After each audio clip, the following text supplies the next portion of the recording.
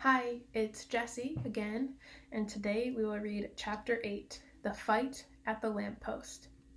"Ho, Hempress are you! We'll see about that," said a voice, and then another voice said, "Three cheers for the Empress of Colney Arch!" And quite a number joined in. A flush of color came into the witch's face, and she bowed ever so slightly. But the cheers died away into roars of laughter, and she saw that they had only been making fun of her. A change came over her expression, and she changed the knife to her left hand. Then, without warning, she did a thing that was dreadful to see. Lightly, easily, as if it were the most ordinary thing in the world, she stretched her right arm and wrenched off one of the crowbars of the lamppost. If she had lost some magical powers in our world, she had not lost her strength. She could break an iron bar as if it were a stick of barley sugar. She tossed her new weapon up in the air, caught it again, brandished it, and urged the horse forward. "Now's my chance," thought Diggory. He darted between the horse and the railings, and began going forward. If only the brute would stay still for a moment, he might catch the witch's heel. As he rushed, he heard a sickening crash and a thud. The witch had brought the bar down on the chief policeman's helmet. The man fell like a ninepin. "Quick, Diggory, this must be stopped," said a voice beside him. It was Polly, who had rushed down the moment she was allowed out of bed. "You are a brick," said Diggory. "Hold on to me tight. You'll have to manage the ring. Yellow, remember, and don't put it out until I shout." There was a second crash, and another policeman crumbled up. There came an angry roar from the crowd. "Pull her down! Get a few paving stones! Call out the military!" But most of them were getting as far as they could. The cabby, however, obviously the bravest as well as the kindest person present, was keeping close to the horse, dodging this way and that to avoid the bar, but still trying to catch Strawberry's head.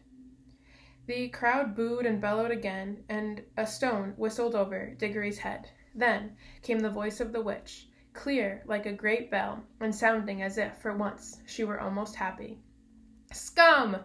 You shall pay dearly for this when I have conquered your world. Not one stone of your city will be left. I will make it as Charn, as Felinda, as Sorlios, as Bromenden." Diggory at last caught her ankle. She kicked back with her heel and hit him on the mouth. In his pain he lost hold.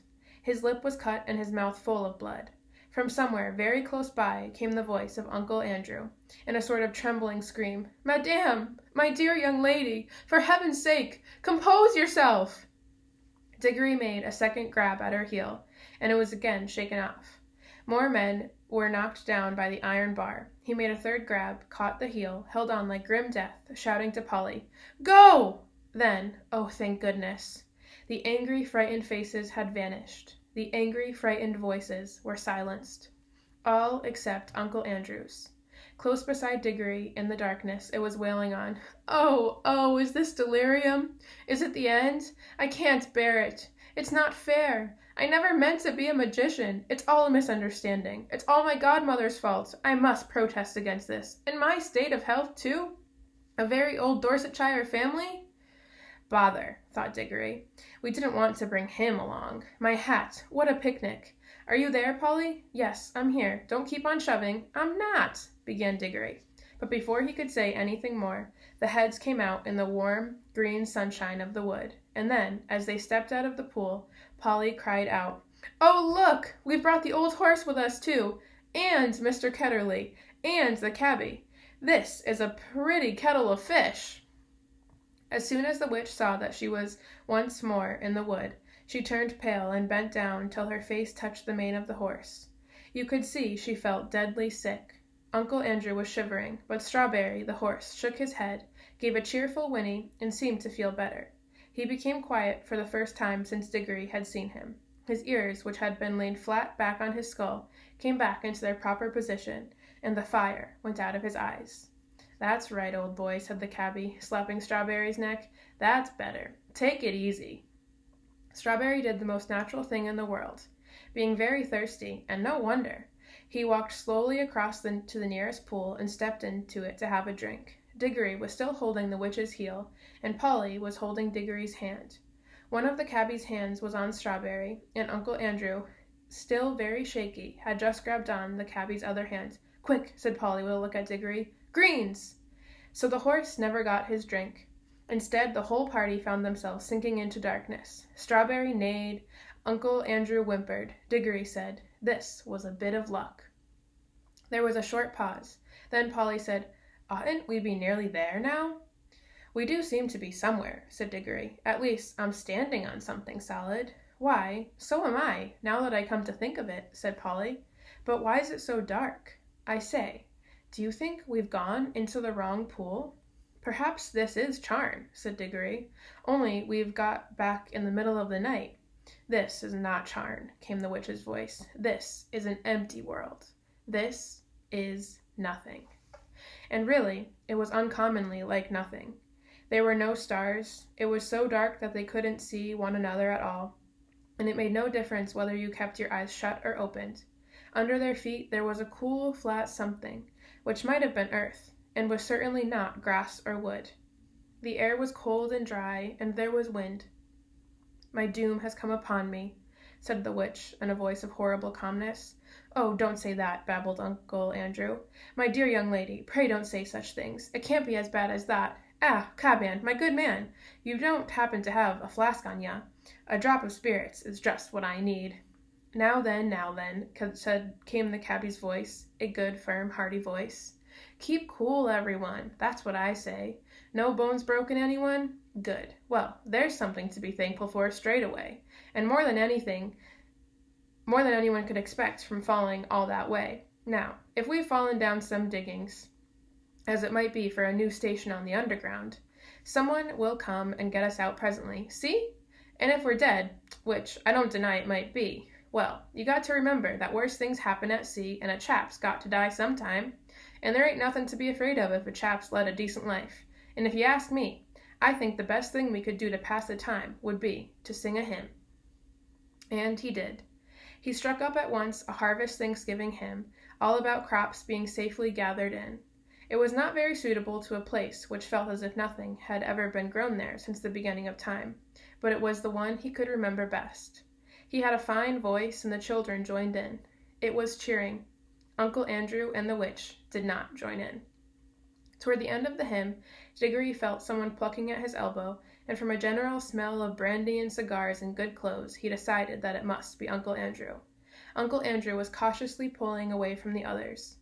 When they had gone a little distance, the old man put his mouth so close to Diggory's ears that it tickled, and whispered, "Now, my boy, slip on your ring. Let's be off." But the witch had very good ears. "Fool!" came her voice, and she leaped off the horse. "Have you forgotten that I can hear men's thoughts? Let go of the boy. If you attempt treachery, I will take such vengeance upon you as never was heard of in all the worlds from the beginning. And," added Diggory, "if you think I'm such a mean pig as to go off and leave Polly, and the cabbie, and the horse, in a place like this, you're well mistaken." "You're a very naughty and impertinent little boy," said Uncle Andrew. "Hush," said the cabbie. They all listened. In the darkness, something was happening at last. A voice had begun to sing. It was very far away, and Diggory found it hard to decide what direction it was coming. Sometimes it seemed to be coming from all directions at once. Sometimes he almost thought it was coming out of the earth beneath them. Its lower notes were deep enough to be the voice of the earth herself. There were no words. There was hardly even a tune. But it was, beyond comparison, the most beautiful noise he had ever heard. It was so beautiful he could hardly bear it. The horse seemed to like it too. He gave the sort of whinny a horse would give if, after years of being a cab horse, it found itself back in the old field where it had played as a foal, and saw someone whom it remembered and loved coming across the field to bring it a lump of sugar. "God," said the cabbie, "ain't it lovely?" Then two wonders happened at the same moment. One was that the voice was suddenly joined by other voices, more voices than you could possibly count. They were in harmony with it, but far higher up the scale, cold, tingling, silvery voices. The second wonder was that the blackness overhead all at once was blazing with stars. They didn't come out gently one by one, as they do on a summer evening. One moment there had been nothing but darkness. Next moment 1,000,000 points of light leaped out. Single stars, constellations and planets, brighter and bigger than any in our own world. There were no clouds. The new stars and the new voices began at exactly the same time. If you had seen and heard it as Diggory did, you would have felt quite certain that it was the stars themselves which were singing, and it was the first voice, the deep one, which had made them appear and made them sing. "Glory be," said the cabby.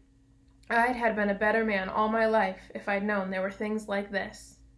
The voice at the earth was now louder and more triumphant, but the voices in the sky, after singing loudly with it for a time, began to get fainter, and now something else was happening. Far away and down near the horizon, the sky began to turn gray. A light wind, very fresh, began to stir. The sky, in that one place, grew slowly and steadily paler. You could see shapes of hills standing up dark against it. All the time, the voice went on singing. There was soon light enough for them to see one another's faces. The cabby and the two children had open mouths and shining eyes. They were drinking in the sound, and they looked as if it reminded them of something. Uncle Andrew's mouth was open too, but not open with joy. He looked more as if the chin had simply dropped away from the rest of his face. His shoulders were stooped and his knees shook. He was not liking the voice. If he could have gotten away from it by creeping into a rat's hole, he would have done so. But the witch looked as if in a way she understood the music better than any of them. Her voice was shut, her lips were pressed together, and her fists were clenched. Ever since the song began, she had felt that this whole world was filled with a magic different from hers, and stronger. She hated it. She would have smashed that whole world for all worlds to pieces, if it would only stop the singing. The horse stood with its ears well forward and twitching. Every now and then it snorted and stamped the ground. It no longer looked like a tired old cab horse. You could now well believe that its father had been in battles. The eastern sky changed from white to pink, and from pink to gold. The voice rose and rose till all the air was shaking with it, and just as it swelled to the mightiest and most glorious sound it had yet produced, the sun arose. Diggory had never seen such a sun. The sun above the ruins of Charn had looked older than ours. This looked younger. You could imagine that it laughed for joy as it came up, and as its beams shot across the land, the travelers could see for the first time what sort of place they were in. It was a valley through which a broad, swift river wound its way, flowing eastward toward the sun.